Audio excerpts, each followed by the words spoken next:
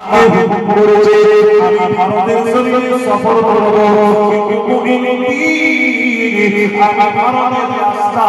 জানি না আল্লাহ রাসূলকে যখন বললেন আল্লাহ রাসূল বিশ্বনবী বলে দিলেন ও মুমিন তুমি যখন সফর শুরু করবে ওই সফর করতে করতে রাস্তার মাঝখানে যদি রাস্তা চিনতে না পারো একবার তুমি মুরাকাবা করে আমি রাসূলুল্লাহ থাকবে আমি রাসূলুল্লাহ তোমাকে রাস্তা দেখিয়ে দেব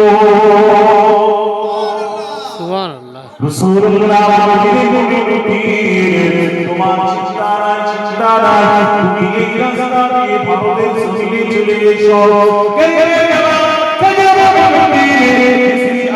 রহমাতুল্লাহ আলাইহি ভারতের জমিনে যখন প্রবেশ করলেন সময় ওই ইসলামের চর্চা ছিল না বিভিন্ন ধর্মের মানুষ ছিল ইসলাম কি মুসলমান কেউ জানত না আজকে যখন নামাজ পড়ে সে পৌঁছে যায় ওই গরিবে নামাজ আজমিরে বাদশা ছিল বাদশা বিরাট